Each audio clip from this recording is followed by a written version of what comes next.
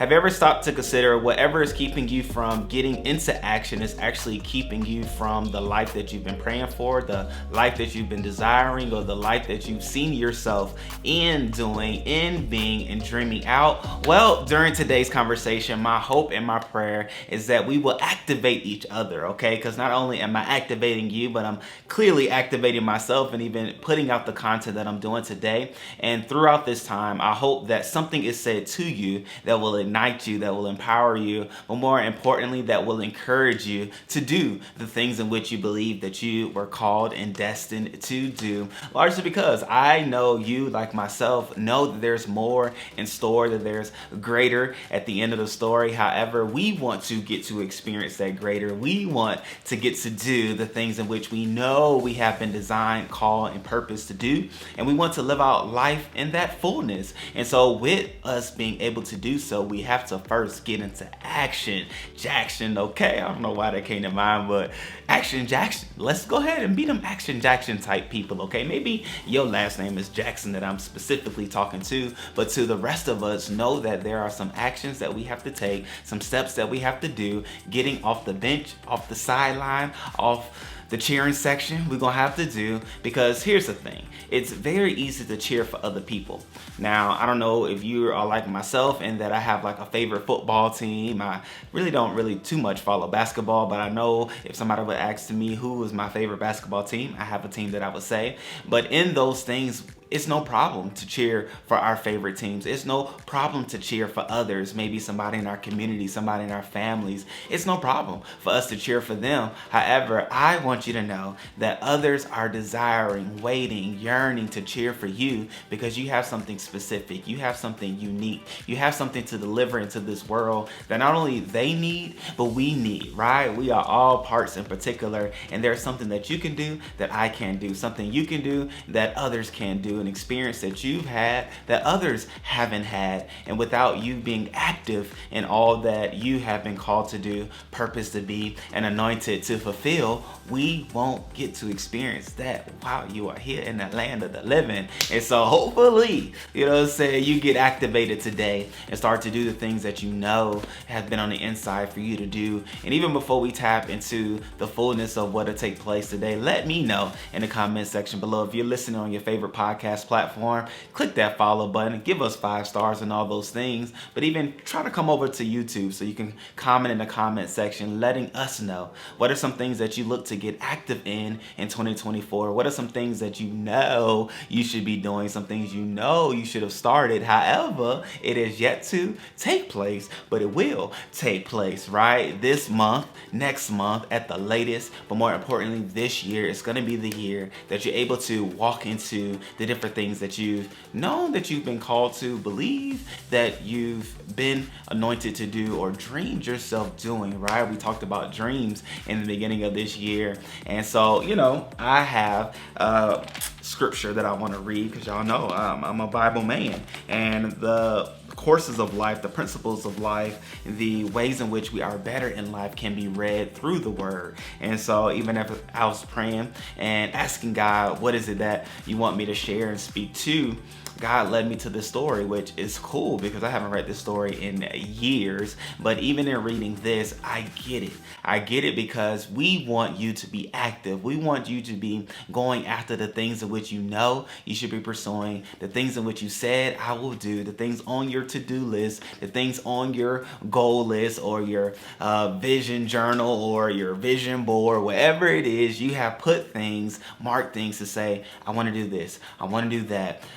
Hopefully you've written some things down because we talked about that on Tuesday. But whatever it is, we want you to be active and seeing those things come to pass. And so looking in Deuteronomy, of all books of the Bible, we in the Old Testament today, and looking in Deuteronomy chapter 10, here we will see some things that God said to Moses. And I love this largely because when we hear a word from God, when we hear direction from God, when we hear what to do next from God, oftentimes it's bigger than us, right? It will take faith in most cases, but it will also lead us to a place where we come in contact with with him. And the beautiful thing about hearing from God, the beautiful thing about being led from and by God, is that when we do the things of God, he is always with us. As the word says, he'll never leave us nor forsake us. And especially when we are operating in faith and in trust and with the words that he says, he will meet us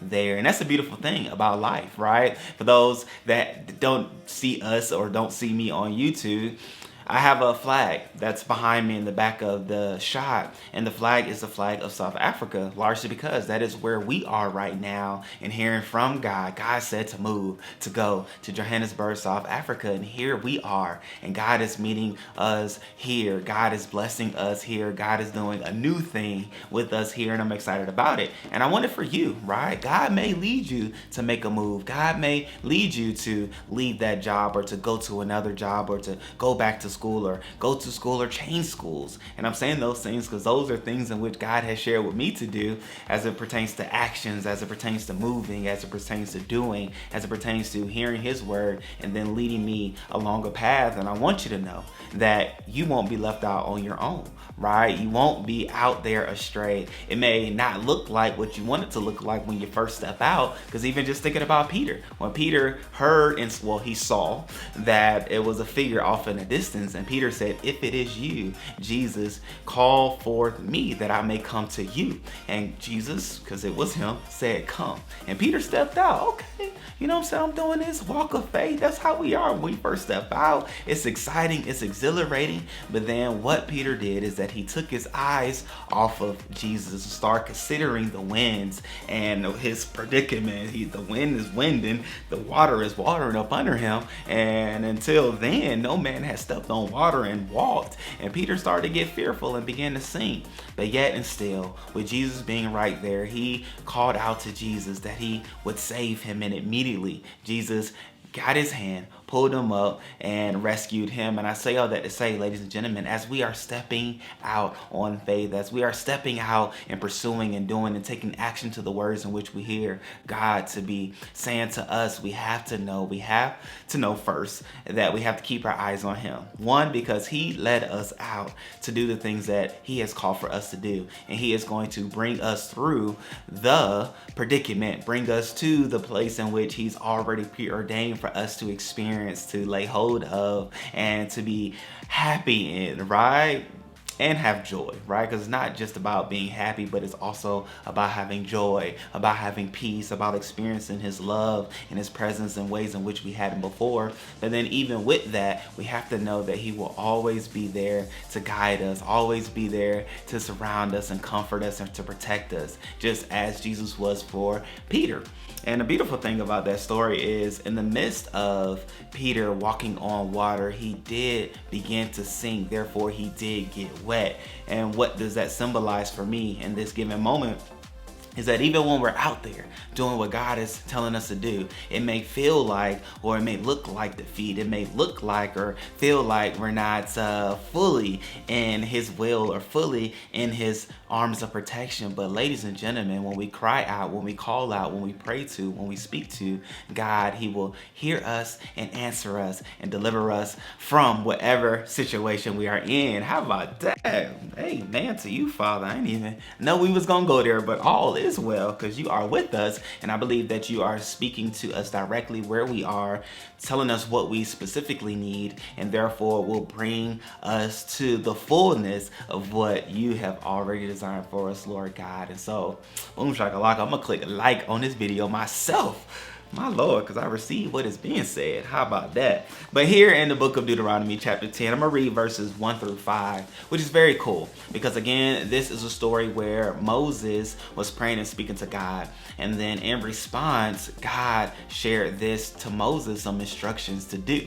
And again, God, as you are praying to him, asking him for more, asking him for what's next, asking him for what you should be doing in this time, because you know that what you're doing isn't all that God would have for you to do. He may lead you just as he led Moses here by saying, "At that time, the Lord said to me, chisel out 2 stone tablets like the first ones. Also make a wooden ark, a sacred chest to store them in. Come up to me on the mountain, and I will write on the tablets the same words that were on the ones you smashed. Then place the tablets in the ark. So this is very cool, right? Because this is an account where God was going to write the commandments down for the children of Israel again, because Moses had thrown down the tablets before that God had written the commandments on, because of Moses was angry, right? He was angry at what the children of Israel were doing, what he was seeing them do, worshiping idols and other false gods, and he was angry. However, God was saying, do what you did again. Create the tablets and I will write on them again as I did the first time. And I love this because it's indicative of, and it's a reminder that as we're doing what God is telling us to do, his hand will be on the things that we do. His hands will be on the very things that he has called blessed. His hands will be on the various journeys that he will have for us to be in and on. And it will be nothing but the hand of God that will be the testament, that will be the witness of us acting in faith. And so, how about that? But then in verse 3 it says, so I made an ark of cassia wood and cut 2 stone tablets like the first 2. Then I went up the mountain with the tablets in my hand. Once again, the Lord wrote the 10 commandments on the tablets and gave them to me. How about that? So, there's that song with Ty Tribbett. If he did it before, he can do it again. If he did it before, he can do it again. One. Okay, I'm not going to do the whole thing. But I say all that to say, as God did it before, wrote out the 10 commandments, wrote down the commandments on the tablet, God was going to do it again. Largely because God had someone to act in faith, to operate through the various words that he gave to Moses, and Moses took action. And so here it is, boom shakalaka. They were the same words the Lord had spoken to you from the heart of the fire on the day you were assembled at the foot of the mountain. Then I turned and came down the mountain and placed the tablets in the ark of the covenant which I had made, just as the Lord commanded me. And the tablets are still in the ark. Ladies and gentlemen, what God is pointing out, what we even see in the text, is of someone who heard from God and took action to the words that God has said. And as Moses took action to what God had said, then God met him in the very place that he said he would. And all I'm saying for you, ladies and gentlemen, is for us to take action. For us to take action to the various things that God has shared for us to do. Take action to the various places that God may have shared for us to go, because just as God was with Moses, God is with you. Just as God is with the Jones family here in Johannesburg, South Africa, God will be with you wherever he may lead you to go or have you to do. And we can't be worried about what others will say. Just as in the case for Moses, he could have been worried about what the children of Israel would have said to him about bringing down these commandments again, because they had started to worship other guys. They had started to believe that God wasn't enough. But yet Moses knew, just like you know, just like I know, God and God alone is enough to be able to deliver us out of whatever situation we're in, or guide us to whatever place God would have for us to go. And so we can't be worried about the naysayers or the haters or the doubters or the people on the sidelines that's saying that's not God, or God didn't say that, or God wouldn't do that, or is God really there? Because their situation doesn't even look like God is in the very midst of it. But I challenge you today, I challenge you this month to take action to the things that you know that God has said. I challenge you largely because there are people on the other end that will receive blessings, that will receive a witness, that will be encouraged because you have taken action to what God has instructed you to do.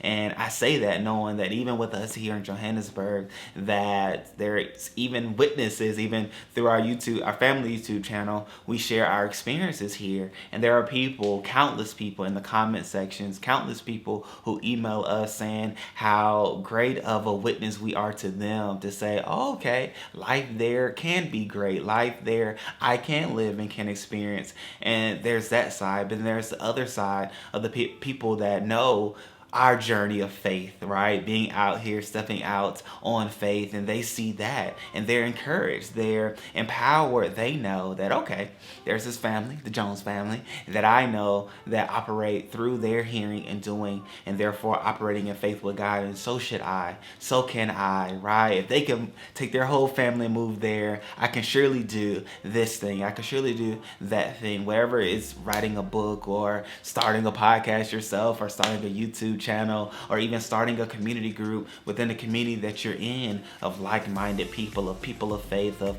people that are journeying or endeavoring and desiring and seeing the more, right? More that God would have for them, or whether it's moms getting together because they need a space or a place of encouragement, empowerment, or growth within their community. Whatever it is God is leading you or empowering you to do, I challenge you to do it.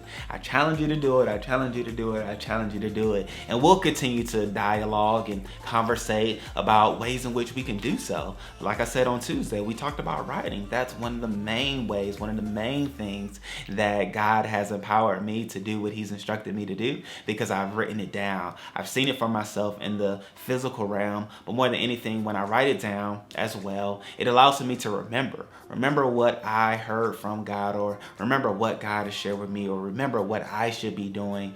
Even as I go about my day, I have my days written out hourly, but I'm not going to get into that conversation on Tuesday. However, whatever you need to do, start to do it. Whatever space or time you need to set aside so that you can begin to plan, so that you can begin to write, so that you begin to formulate, brainstorm the next. Do it. It's important. We need you. We need you. The world needs you and all that God has put on the inside of you. So take action, take action, take action. If you look to take action, click that subscribe button on YouTube. But then even after you do that, put in the comment section, I plan to take action, and I want it to be seen, I want it to be known, and I definitely will be praying with you and for you as you endeavor to do all that God has called you to do. So with that being said, I thank you and I honor you. I honor you because I believe that seed has been sown, and even as the word says, one planteth, one water, but it's God who brings the increase. So wherever my place is along the journey and along your way, I'm thankful that you took the time out of your day to hear what has been put on the inside of me to share, and I look forward to the fruits of it, right? Because we are action takers. We are action takers like Action Jackson. And so continue to take action this year, and you'll therefore continue to see the harvest of God's words in your life as you go about your days. Until next time, great people, I love you all. I appreciate you all. I truly, truly do. And until next time, peace.